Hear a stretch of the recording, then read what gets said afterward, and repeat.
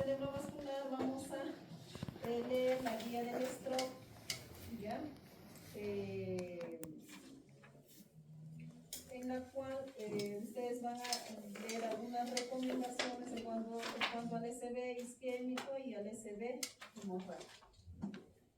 En cuanto a la epidemiología, ¿no? La enfermedad cerebrovascular constituye, nos dice, la tercera causa de muerte y uno de los más importantes motivos de la consulta, ¿ya?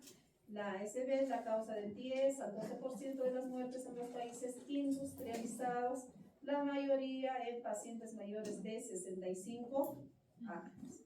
Durante los últimos años este porcentaje tiene una tendencia a disminuir al parecer por la modificación de los factores de riesgo. El ataque cerebrovascular, ¿no? En forma general es la segunda causa de muerte en el mundo entero y genera costos elevados en tratamiento y su recuperación, así como un gran impacto socioeconómico, pues es la principal causa de discapacidad, ¿no? Tenemos pacientes postrados con hemiplegias que están al cuidado de terceras personas. La enfermedad cerebrovascular se define como la afectación cerebral, ¿ya? Permanente o transitoria secundaria a isquemia o sangrado por daño de los vasos sanguíneos encefálicos. En términos más clínicos y según los criterios diagnósticos de la OMS, el ictus se define como un déficit neurológico focal o global agudo que dura más de 24 horas o conduce a la muerte y cuya causa aparente es vascular. Eso según la definición de la OMS. Tenemos una clasificación, el SB hemorrágico y el SB isquémico. El SB isquémico se produce por la obstrucción de una arteria y el ACV hemorrágico por la ruptura de un vaso. En este cuadrito vamos a tener la clasificación del SB hemorrágico y el SB isquémico. El SB isquémico, conocido como infarto cerebral, representa más del 85%. En cuanto al SB isquémico, ¿no? Ya hemos hablado que es causado por una obstrucción que detiene el flujo sanguíneo. Y su clasificación etiológica del SB isquémico es de tipo aterotrombótico, cardioembólico, infarto de tipo lacunar, infarto de causa inhabitual, causa rara, o también lo denominan de otro subtipo determinado. Y la última etiología es de etiología indeterminada. El SB hemorrágico, ¿no? En el lenguaje popular, si ustedes han escuchado, lo denominan derrame cerebral, ¿no? Hay personas que hablan entre vecinos o familiares, no le han dado un derrame cerebral, ¿no? Entonces, es el lenguaje popular para denominar a los SBs hemorrágicos. Sin orden de frecuencia representa más o menos un 15%. Porque se produce por la ruptura de un vaso sanguíneo y se clasifica en una hemorragia cerebral o parenquimatosa y hemorragia subaracnoidea. Esa es la clasificación básica, ¿ya? Antes de pasar a la descripción del SB isquémico, vamos a hablar del accidente isquémico transitorio, el AID o el TIA. Entonces, ¿qué es un AID? Es una disfunción neurológica breve causada por isquemia cerebral focal o retinal con síntomas que duren menos de una hora y sin evidencia de infarto cerebral agudo. Esta es una definición actual, ¿no? Aunque ustedes han aprendido esta definición, ¿no? Que viene desde mucho antes, en la cual nos dice que los neurólogos desde los años 60 han definido el TIA como ataques o accidentes isquémicos transitorios como síntomas focales neurológicos de causa isquémica que duran duran menos de 24 horas, basado en la creencia y evidencia que pacientes con síntomas cortos no tenían un daño parenquimal, un daño en el cerebro. Sin embargo, ¿no?, con los estudios de tomografía, resonancia que tenemos actualmente, se ha encontrado que pacientes con accidente isquémico transitorio pueden revertir su cuadro en 1 hora, 2 horas, 5 horas, 6 horas, ¿no? Y en algunos pacientes hemos encontrado en la tomografía una lesión, un infarto cerebral. Entonces, a este paciente que su cuadro ha resuelto en 5 horas y encontramos en la tomografía un infarto cerebral, ¿qué denominaremos? ¿Ahí o infarto cerebral? ¿Por qué infarto cerebral? ¿No? Por este criterio. Por más que se resuelva el déficit motor, y si yo encuentro una lesión en la tomografía de infarto, es un infarto cerebral. Por más que se haya resuelto en 1 hora, en 2 horas, 3 horas, 5 horas, 10 horas. ¿Ya? Pero ¿qué pasa? Si mi paciente, su cuadro neurológico, su déficit motor, se ha resuelto en 10 horas, le realizo una tomografía y no encuentro ninguna lesión, entonces a este paciente sí denominamos que tiene un AI. ¿Ya? Lo otro, los infartos en un TIA, ¿no?, nos dicen ocurren en un 15-20% si nosotros les realizamos una tomografía, ¿no? Supongamos, pues, ¿no?, de 10 pacientes que han venido por TIA, ¿no?, un 15-20% va a tener un infarto cerebral evidenciado en tomografía. Y un 50% si yo le hago una resonancia, pero con difusión, ¿no? Entonces ahí vamos a encontrar el infarto cerebral, ¿ya?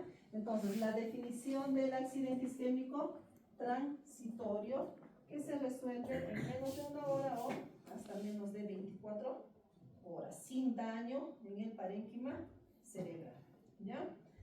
En cuanto a lo que es la clasificación etiológica del SB isquémico, nosotros vamos a tener la clasificación TOAS, que son siglas, ¿ya?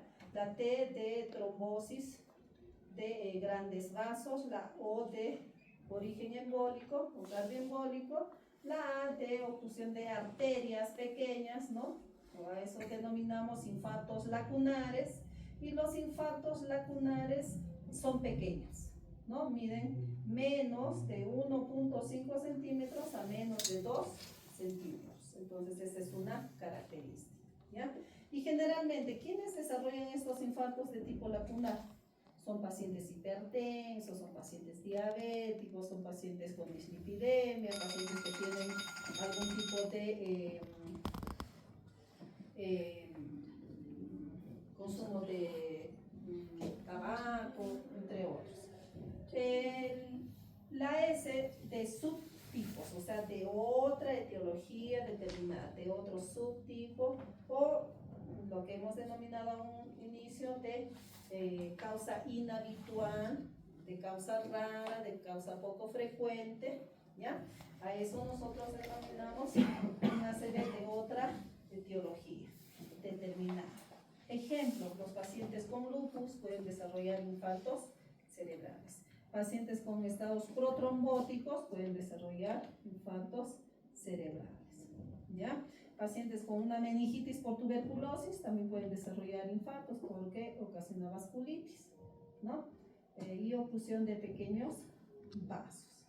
La ACV de etiología no determinada, el T, ¿no?, de etiología no determinada. ¿A qué esta clasificación de etiología no determinada tiene 3 condiciones, ¿ya? Una es cuando le hacemos todos los estudios para estudiar si es que es aterotrombótica, para estudiar si es cardioembólica, para estudiar si es de pequeños vasos o de otra etiología determinada.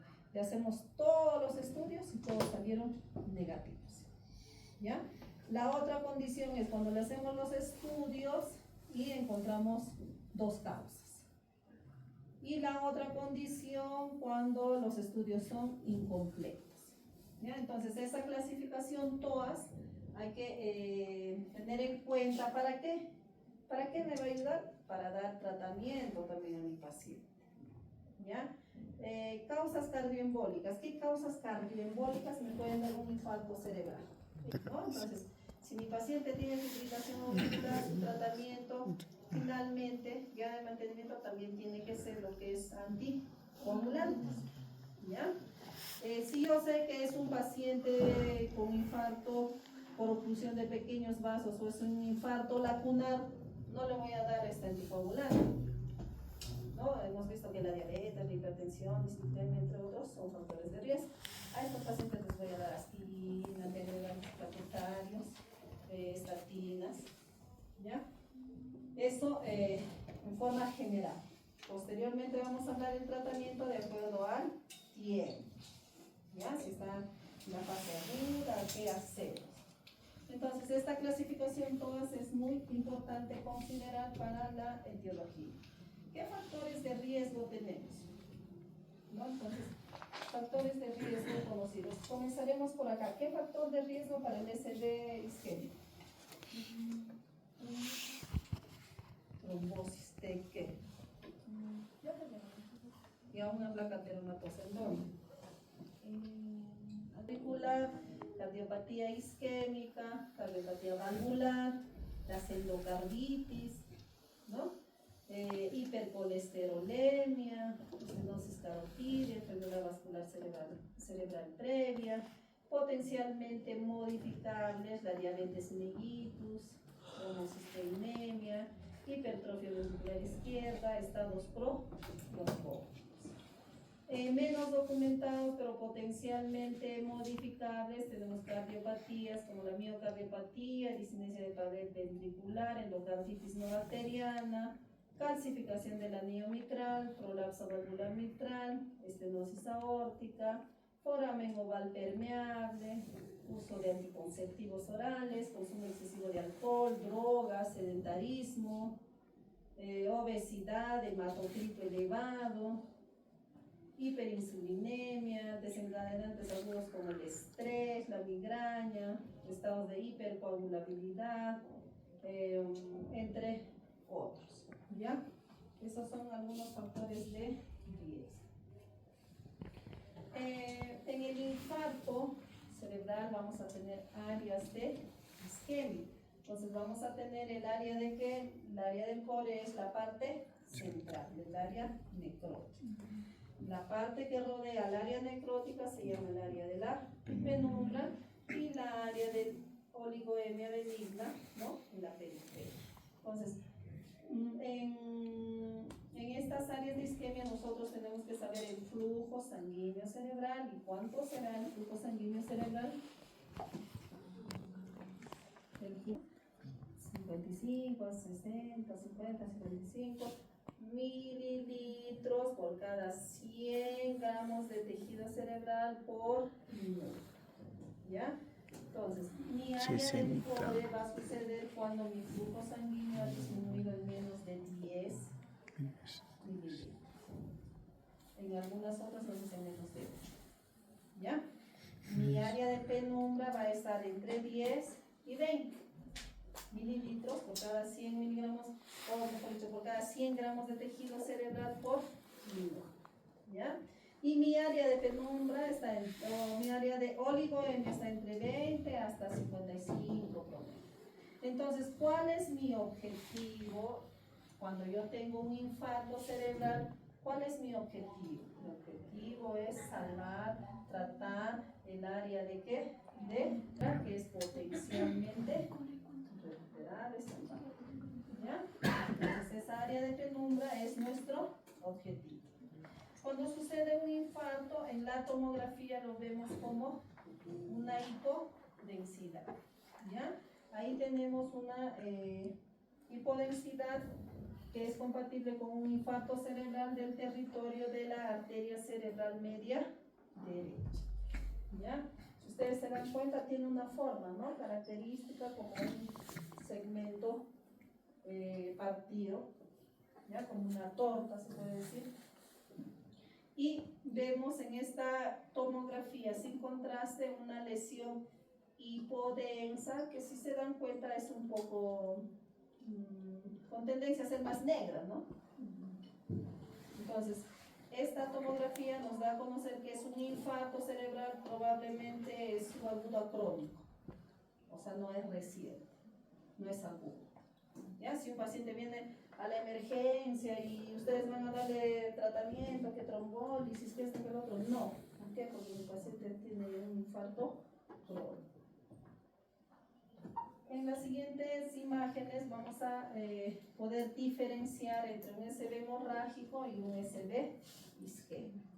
En esta imagen, la figura A, tenemos una hemorragia intraparenquimatosa que distorsiona los ventrículos, causando un desvío de la línea media contralateral. Los sangrados, ¿cómo lo vemos en una tomografía? Los sangrados los vemos hiperdensos. Su densidad es similar a la densidad de ¿quién? Del hueso, que se ve blanco. Entonces, cuando yo veo algo blanco, eso me impresiona que es una hemorragia. Al otro lado tenemos una imagen donde vemos una imagen hipodensa o un infarto cerebral hiperagudo, nos dice Silviano izquierdo, en el territorio de la arteria cerebral media. Y si ustedes ven, esa hipodensidad es diferente, es más tenue, ¿no? La anterior era intensa. Entonces, esta es un infarto agudo, ¿ya? Esto para diferenciar un SB hemorrágico de un SB isquémico. Muy importante saber los territorios vasculares, ¿no? Entonces, si se afecta el territorio vascular de la arteria cerebral anterior, voy a tener un infarto en esta zona, en esta distribución. Si se afecta mi arteria cerebral media, que es la zona amarilla, también yo voy a tener un infarto, ¿no? De ese territorio vascular.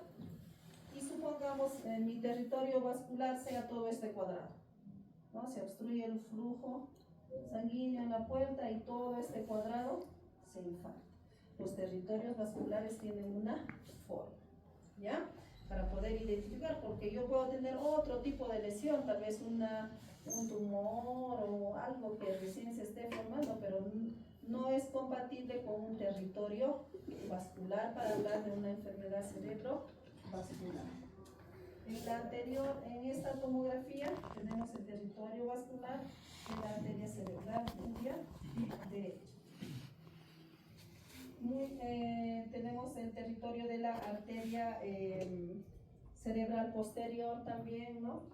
La arteria cerebral posterior, tenemos el territorio de la arteria cerebrosa anterior inferior, el territorio de la arteria cerebrosa posterior inferior y el territorio de la arteria cerebrosa superior. Esos son los territorios vasculares.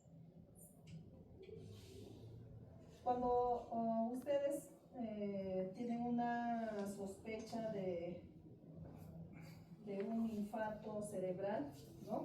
Mediante una escala bien fácil de aplicar, básica, tanto para el personal de salud como para la población en general. Aplicamos esta escala que es el FAS, ¿no? Son siglas igual F de face, A de ANSA, S de speech, de detalle.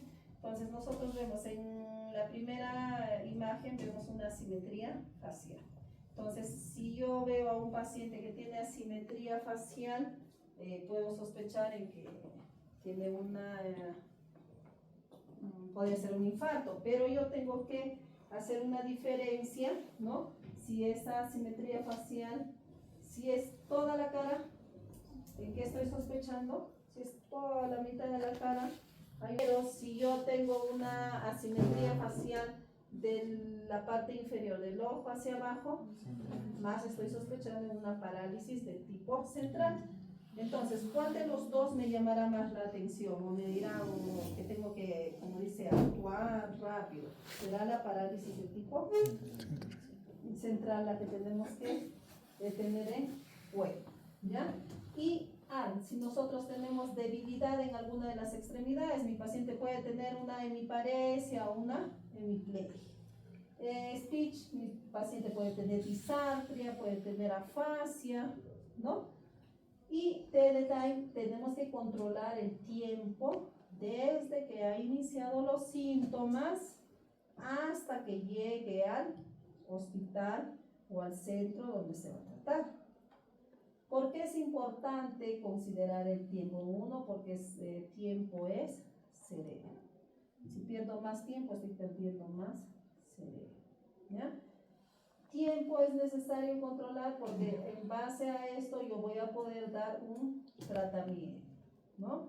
Y el tratamiento indicado en la fase aguda, cuando mi paciente llega antes de las 4.5 horas, ¿qué inicio? Inicio trombosis. Entonces, para eso me ayuda a considerar el tiempo. En Estados Unidos están bien implementados con la llamada 111, con su programa de telestroke que monitorizan, ellos pueden monitorizar, ¿no?, en sus ambulancias, iniciar este tratamiento. En el Perú todavía no estamos muy organizados, sin embargo, año tras año se está mejorando, ¿no?, esto del telestroke en nuestro país. Por ejemplo, acá, ¿a quién llamamos cuando hay algo? Tenemos un paciente, le llaman al SAMU, ¿no? El SAMU puede llegar a tiempo o no, pero en el momento en ellos no administran nada, ¿no? ¿Ya? Pues solo las vías o el ABC, lo básico en actuar en una emergencia. Entonces, esta escala del FAS es muy importante enseñar, y ustedes también aprender y enseñar a sus familiares para actuar rápido. Si yo veo algún síntoma del FAS, inmediatamente tienen que ir a la emergencia de un hospital, no esperar hasta el día siguiente.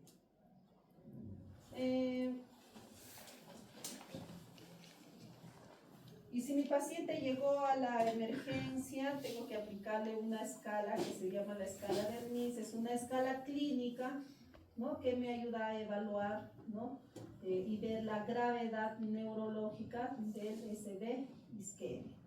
Además, esta escala de Ernst me va a ayudar a decidir si inicio trombólisis, ¿ya? Esta escala del NIS tiene 11 ítems, en la cual evaluamos al paciente, el nivel de conciencia, evaluamos la mirada conjugada, evaluamos el campo visual, evaluamos si hay parálisis facial, evaluamos miembro superior, miembros tanto derecho, izquierdo, miembros inferiores, igual, ataxia de miembros, evaluamos la parte sensitiva, el lenguaje, la disartria, la extensión y la inattención. Entonces, nos recomiendan realizar trombólisis si mi paciente tiene un puntaje mayor de 4 o menos de 25. ¿Ya? Eso en la escala del NIS. Entonces, eso es cuando mi paciente llega a la emergencia, ¿no? Yo tengo que hacer una evaluación rápida también para ver en qué escala del NIS lo encontramos al paciente. ¿Ya? ¿Y qué hacemos en el prehospitalario?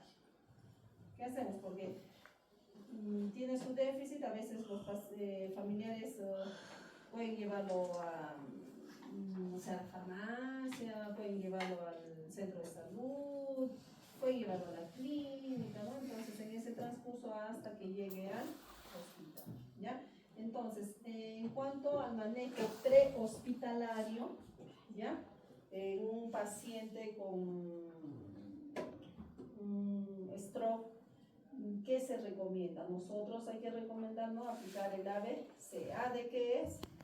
De no, la vía aérea. B, circulación. ¿Ya? Entonces hay que iniciar un monitoreo cardíaco, ¿no? Todos tienen sus monitores, su pulsóxímetro, su oxímetro, ¿no?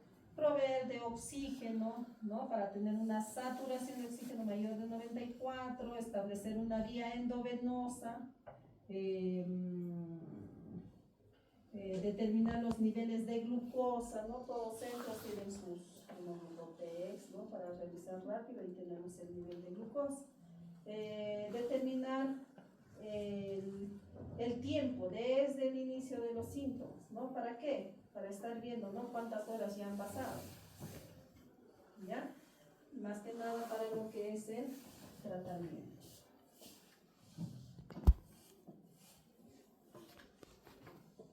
Inmediatamente, ya mi paciente lo hemos acudido en el prehospitalario, ya llegó al hospital, le hemos hecho un examen rápido, le hemos evaluado con la escala del NIS, entonces ahora tenemos que confirmar. Entonces, este paciente que llegó con hemiparesia, y estoy sospechando que es un SB a la cabeza isquémico versus hemorrágico. ¿Por qué isquémico? Porque un 85% es más frecuente el SB isquémico y un 15% el hemorrágico. Entonces, ¿qué nos recomiendan? Inmediatamente llegó tu paciente, hay que hacerle una tomografía o resonancia sin contraste, ¿no? Dependiendo de la disponibilidad. Lo más rápido es hacer una tomografía sin contraste. ¿Qué hacemos? Medir lo que es la glucosa sanguínea, medir la saturación de oxígeno, hacer un control de qué, de electrolitos, porque puede haber un diagnóstico diferencial, por ejemplo, las hiponatremias puede confundirnos, las hipoglicemias nos puede confundir en un infarto cerebral, ¿ya? Un conteo completo de un hemograma con las plaquetas, ¿ya? ¿Por qué será importante hacer un hemograma y conteo las plaquetas? Más puede ser un SB hemorrágico, ¿no? El tiempo de protrombina, INR, marcadores cardíacos, el tiempo de protrombina parcial activada. También podemos hacerle un EKG. Y en algunos pacientes seleccionados, siempre tienen que individualizar, ¿no? Todo lo general le hacemos ya lo que nos han indicado, pero ahora individualizamos de acuerdo a nuestro paciente. Podemos hacer un perfil hepático, un dosaje toxicológico, medir dosaje de alcohol, un test de embarazo, hacerle lo que es un test de AGA, una radiografía de tórax o una punción lumbar si yo sospecho una hemorragia subaracnoidea, pero eso en pacientes seleccionados. Un electroencefalograma sin paciente convulsión. Hay pacientes que, por ejemplo, yo hice mi residencia en el hospital Carrión del Callao, ¿no? Entonces, llegó un paciente joven de 30 años con antecedentes de hábitos nocivos, cocaína. Entonces llegó por una hemiparesia y se le saca una tomografía, presenta un infarto pequeño lacunar, ¿no? Entonces, investigando sus antecedentes, pues es un paciente, como se dice, con un factor de riesgo, sustancias tóxicas, le pedimos dosaje de cocaína, ¿no? Un análisis tóxico, ¿ya? Entonces, esto va a depender de su paciente, ¿ya? Mi paciente ya llegó a la emergencia, ¿no? Ya lo he evaluado, le he hecho el examen físico, le hemos hecho la escala del NIS, ya le hemos pedido los exámenes auxiliares que nos han recomendado y finalmente en la tomografía sale que tiene un infarto cerebral, ¿no? Entonces, si llega a la emergencia y tiene un infarto cerebral, hay algunos tratamientos de acuerdo al tiempo que nosotros vamos a aplicar, ¿ya? Y el primer tratamiento es la trombólisis si está en el periodo de ventana. Y ese periodo de ventana es, pues en la guía nos ha recomendado 3 horas, pero nosotros tenemos nuestro criterio actual en la cual nuestro periodo de ventana se ha extendido a 4.5 horas. Entonces, si tu paciente llega dentro de las 4.5 horas, ¿qué vamos a aplicarle? Un tratamiento que se llama trombólisis, ¿ya? Y ese tratamiento con trombólisis, ¿con qué medicamento lo aplicamos? Anteplaza. Con el anteplaza, ¿no? Nos recomienda de 0.9 miligramos por kilogramo, ¿no? Esto hay que pasarlo en 60 minutos. El 10% le damos en el primer minuto, ¿ya? Y lo que resta en los siguientes 60 minutos. Hay que monitorizar a nuestro paciente, Ya, si mi paciente presenta una cefalea intensa, náusea, hipertensión, vómitos, tenemos que suspender. ¿Ya? Además, a estos pacientes con trombólisis hay que monitorizar la presión arterial, ¿ya? Un monitoreo neurológico nos dice cada 15 minutos durante 2 horas, ¿no? Después de la administración de la trombólisis, luego cada 30 minutos por 6 horas, ¿no? Y luego cada 30 minutos, ¿no? Por 6 horas y hasta las 24 horas. En los pacientes que nosotros vamos a hacer trombólisis, vamos a tener criterios de inclusión y criterios de exclusión. Entonces, dentro de nuestros criterios de inclusión que tenemos, ¿no? Los que ya han sido recomendados, es que nosotros revisemos el diagnóstico de un infarto cerebral. ¿Cómo hacemos el diagnóstico de infarto cerebral? Con una tomografía, ¿no? 2. Si mi paciente está dentro del periodo de ventana, sería hasta las 4.5 horas. 3. La edad mayor de 18 años. Esos son algunos criterios de inclusión, ¿ya? Hay algunos criterios de exclusión. Entonces, criterios de exclusión. Ejemplo, en esta tablita nosotros tenemos, si mi paciente ha tenido una trauma, nos dice, un trauma craneal 3 meses antes, si mi paciente ha tenido o tiene síntomas de hemorragia subaracnoidea, si mi paciente ha tenido una punción arterial 7 días previos, son algunos factores o criterios de exclusión. Tenemos otros criterios de exclusión, si mi paciente tiene una neoplasia, si mi paciente ha tenido una cirugía intracraneal reciente, si la presión arterial está elevada, ¿no? Si la presión arterial está más de 185 sobre 110, no puedo realizar trombólisis. Pero, ¿qué hacemos? Tenemos que bajar esa presión y podemos iniciar la trombólisis, ¿ya?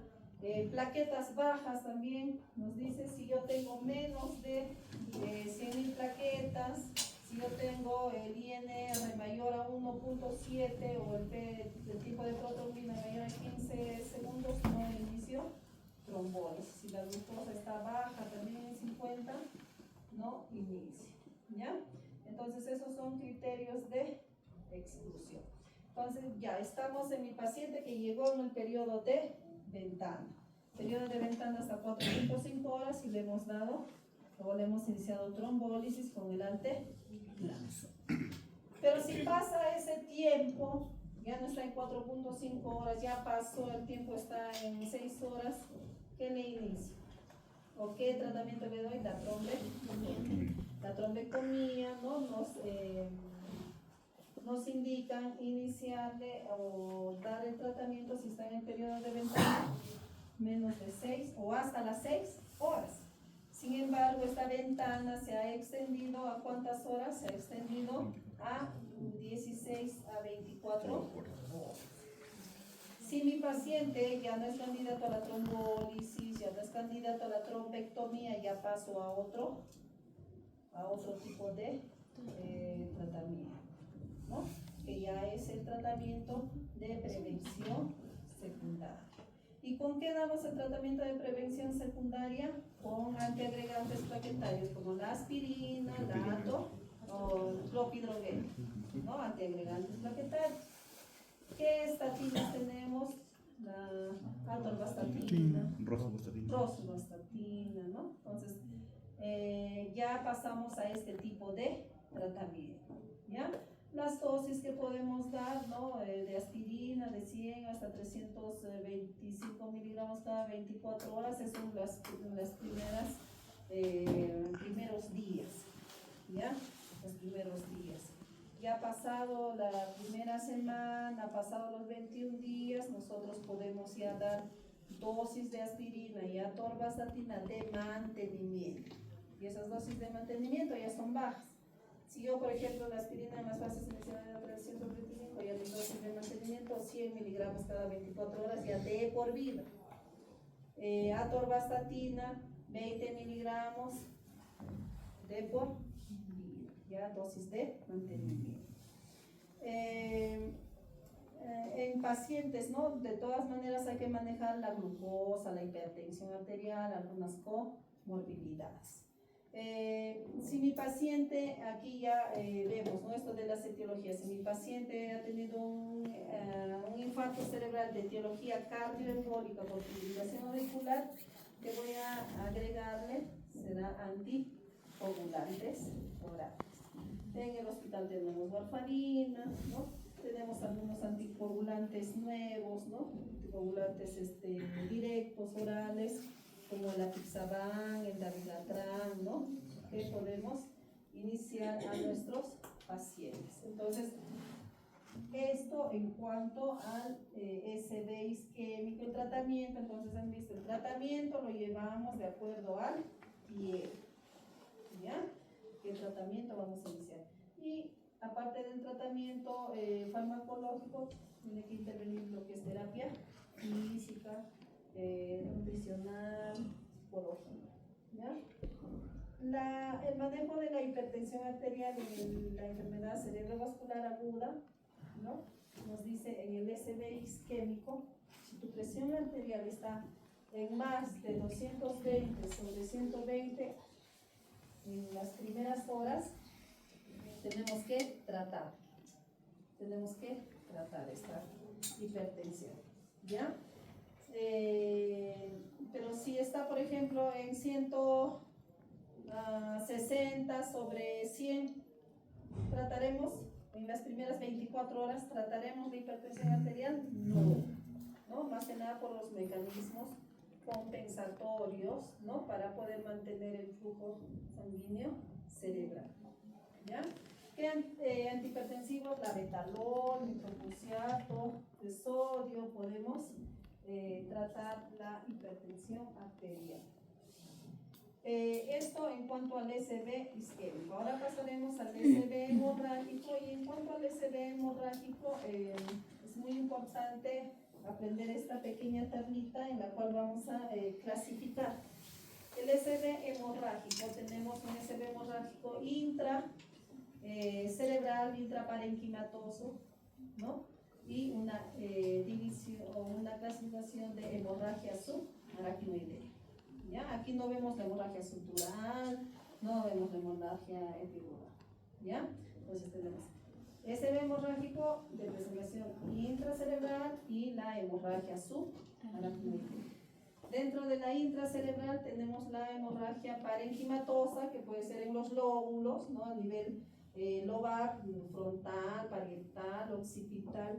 A nivel profundo tenemos hemorragias en los ganglios basales, que son zonas profundas, y troncoencefálica y cerebelosa. Además, en la división intracerebral tenemos la división ventricular, o sea, tenemos una hemorragia intraventricular. Esta es la clasificación del SB hemorrágico. Y nosotros vamos a tener factores etiológicos de la hemorragia cerebral. A la cabeza, ¿quién tenemos? La hipertensión arterial. La hipertensión arterial nos puede dar infarto nos puede dar hemorragias a nivel de zonas profundas de nuestro cerebro. ¿Quiénes son esas zonas profundas? Los ganglios basales. ¿Dónde más podemos tener esas hemorragias hipertensivas? En el tronco cerebral y el cerebelo. ¿Dónde más? En los ventrículos, de etiología hipertensiva. Los aneurismas también son una causa, ¿ya?, de hemorragias intracerebrales. ¿Por qué? Hemos visto, o los que ya están rotando neurología, tenemos la hemorragia subaracnoidea. Puede también presentar hemorragias intraparenquimales con invasión de ventrículo, ¿ya? Malformaciones vasculares, ¿no? Las malformaciones vasculares generalmente nos dan sangrados a nivel periférico, ¿no? Periférico, ¿no? En lóbulos, en la corteza, es una presentación más periférica y generalmente en pacientes jóvenes, ¿ya? La angiopatía amiloide nos produce hemorragias lobares, ¿no? Lobo frontal, ¿no? Y también son más periféricas, son difusas. Las angiopatías amiloides producen hemorragias generalmente en pacientes ancianos, es lo característico. Hay pacientes con alteraciones de la coagulación, pueden tener hemorragias, drogas simpático-miméticas, arteritis, infartos hemorrágicos por oclusión venosa o infartos hemorrágicos por trombosis venosa cerebral. Entonces, a la cabeza, ¿qué etiología tenemos? La etiología hipertensiva. Sin embargo, yo tengo que saber que la etiología hipertensiva me da hemorragia en zonas profundas. Y las zonas profundas del cerebro, ¿quiénes son? Los ganglios basales. Y aquí tenemos nosotros una hemorragia en el tálamo derecho. ¿Ya? Pasado las 6 horas, miren que esta hemorragia se ha complicado. Se ha complicado, ha crecido más esa hemorragia, incluso ha invadido los ventrículos. ¿Ya? Ahora, esta presentación de este tipo de hemorragia generalmente lo vemos en pacientes con antecedente de hipertensión, ¿ya? O su etiología es hipertensiva. Muy bien. Entonces, el tratamiento del SB hemorrágico va a ser de acuerdo a qué? A la etiología, ¿no? Si es la hipertensión arterial, tendré que dar el tratamiento propio para la hipertensión arterial. Sin embargo, si mi paciente está dentro de las 24 horas, ¿no? Vamos a bajar la presión arterial hasta un rango que nos recomienda, hasta 140 la presión sistólica durante las primeras 6 horas. Si está elevada su presión, ¿ya? Ya pasado las 24, 48 horas, sí podemos dar el tratamiento antihipertensivo ya horario, ¿ya? Entonces esto en cuanto a la hipertensión arterial. Si mi paciente tiene una malformación, el tratamiento será, ¿no? Ya por neurocirugía, la malformación, o el aneurisma, o la coagulopatía, ver cuál es la causa, ¿ya? La otra hemorragia o la otra tipo de presentación es la hemorragia subaracnoidea, ¿ya? La hemorragia subaracnoidea es una emergencia y la causa más frecuente de una hemorragia subaracnoidea es de tipo traumático o no traumático. Entonces, la causa más frecuente de una hemorragia subaracnoidea es la de tipo traumático. Y acá en esta diapositiva tenemos que corregir, no es, acá no están, o hemos corregido el 80% causa no traumática, es los aneurismas. O sea, nos dice, el 80% de las causas no traumáticas son los aneurismas, para poder entender. Pero si nosotros queremos entender cuál es la causa más frecuente de una hemorragia subaracnoidea, son las causas traumáticas. Dentro de las no traumáticas tenemos a los aneurismas en un 80%. ¿Ya? La hemorragia subaracnoidea, ¿qué nos va a dar? ¿Qué clínica nos va a dar? Nos va a dar una cefalea intensa. Mi paciente lo va a referir como una cefalea la peor de su vida. Es una cefalea en Thunderclap, ¿no? Muy intensa. Asociada puede tener náuseas, vómitos, dolor o rigidez de nuca y alteración de la conciencia.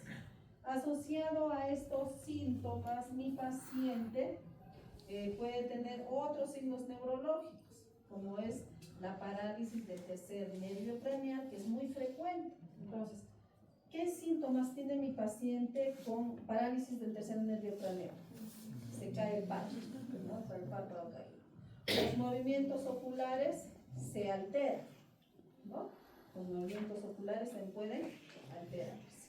Además, la pupila también, si es una parálisis del tercer nervio craneal completa, puedo tener una midriasis. Si es completa, si es incompleta, no hay midriasis.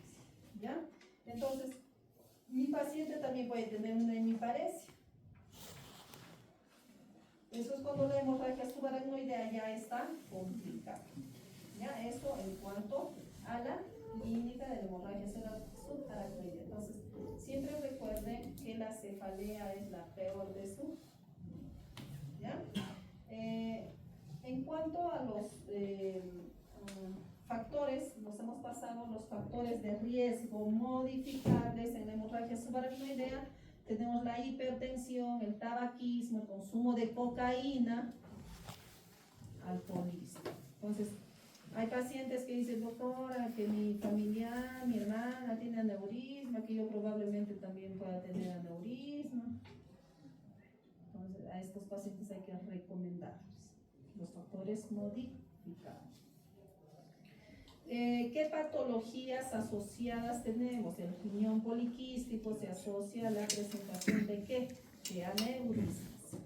¿Qué otra cosa más? La enfermedad de Henle-Danlos tipo 4. El pseudosantoma elástico, la displasia fibromuscular. Son patologías asociadas, ¿ya? A presentar. Nosotros tenemos un pacientito con Henle-Danlos tipo 4. Entonces a este niñito, es un niño, ¿ya? Le estamos haciendo controles, más que nada por la patología, ¿no? Que nos han derivado para poder descartar algún tipo de aneurisma o malformación, ¿ya? Si mi paciente llegó con la clínica de hemorragia subaracnoidea, ¿qué examen le realizamos? Hacemos una tomografía. Y en la tomografía nos dice tiene una sensibilidad del 90%. Entonces es la tomografía un examen muy sensible si nosotros lo tomamos dentro de las 12 a 24 horas. Pero pasado ese tiempo, ya a veces no ves nada en la tomografía. ¿Ya? Si mi tomografía salió normal, ¿no? Y yo tengo la alta sospecha de que es una hemorragia subaracnoidea, tengo que hacerle lo que es la punción lumbar. Y la punción lumbar se considera positivo si después de 3 muestras persiste en el último los glóbulos rojos elevados o hay xantocromía. ¿Y qué es xantocromía? Es una coloración amarilla. Naranjada. Muy bien.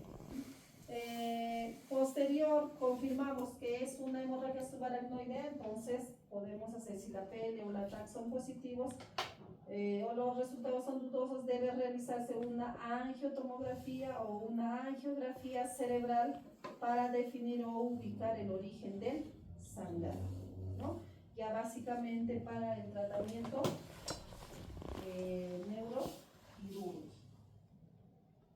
En cuanto a, ya le hemos hecho la tomografía, le hemos hecho la punción lumbar, la angiografía cerebral.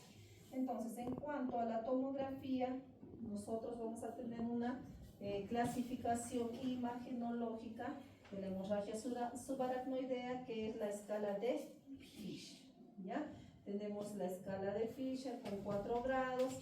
Esta escala de Fisher nos ayuda a prevenir el riesgo de vasoespasmo. El grado 3, ¿ya? A partir del grado 3 hay mayor riesgo de vasoespasmo. ¿Y qué nos produce el vasoespasmo? Nos produce infartos cerebrales, ¿ya?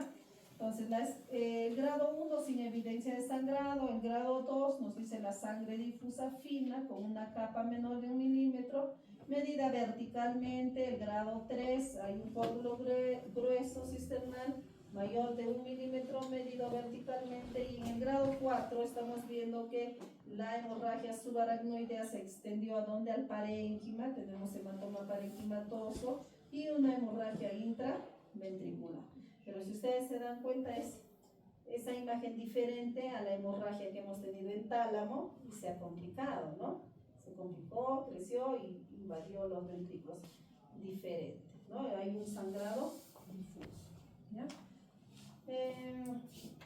Luego de la escala de Fisher, también tenemos nosotros una escala clínica que es la escala de Hahn y Hess. Con esta escala nosotros también vamos a poder determinar el grado de severidad, el pronóstico del paciente y además nosotros vamos a, de acuerdo a esta escala, también ver en qué área lo tratamos. El grado 1 a 2 podríamos tratarlo todavía en un área general, pero el grado 3 a 4 ya debe de pasar a un área de cuidados intensivos. El grado 1 me dice mi paciente está asintomático o con cefalea moderada y rigidez de nuca. El grado 2, cefalea moderada severa con rigidez de nuca sin signos neurológicos de focalización, excepto compresión del tercer nervio craneal. En el grado 3 ya mi paciente tiene somnolencia y confusión y hay un déficit leve, puede ser que tenga una hemiparesia, ¿ya? El grado 4 hay un sopor persistente, mediano o profundo con sinergias tempranas de descerebración y otros trastornos. Entonces, si yo tengo mi paciente en una escala de grado 1 a 2, puedo manejarlo todavía en una sala general, ¿ya? ¿Qué complicaciones tiene la hemorragia subaracnoidea? ¿Cuál será la primera complicación? A los chicos que están en práctica conmigo, a ver, a Daniela. Ya, uno es el paso despacio. Joel, ¿dónde está Joel? Complicación, Joel, de la hemorragia subaracnoidea. No se duerman, chicos, no se duerman, que ya vamos a terminar. Marcela, resangrado. Otra complicación de la hemorragia subaracnoidea, hidrocefalia. Otra complicación, convulsiones. Entonces tenemos complicaciones de la hemorragia subaracnoidea y las principales son el resangrado, el vasoespasmo y la hidrocefalia. Tarea para ustedes es describir el resangrado, a los cuántos días es más, hay mayor riesgo, dentro de las primeras 24 horas, dentro de los primeros 7 días, esa es una tarea, ¿ya? Vasoespasmo, ¿qué produce el vasoespasmo? Infartos cerebrales, ¿no? Muy bien, entonces eso en cuanto a lo que es las complicaciones de la hemorragia subaracnoidea. Ahora nos vamos al tratamiento. Entonces dijimos grado 1 a 2 y grado 3 a 4 debe estar manejado en PUS, ¿ya? En el grado 1 a 2 a que medidas simples nos puede ayudar, que nosotros lo aislemos a un paciente en una habitación sola, que le debemos la cabecera de 30 a 45 grados, evitar el ruido, evitar maniobras de valsalva, tos, estreñimiento, ¿no? Oxigenación, son medidas simples, generales, que puede ayudar a este paciente.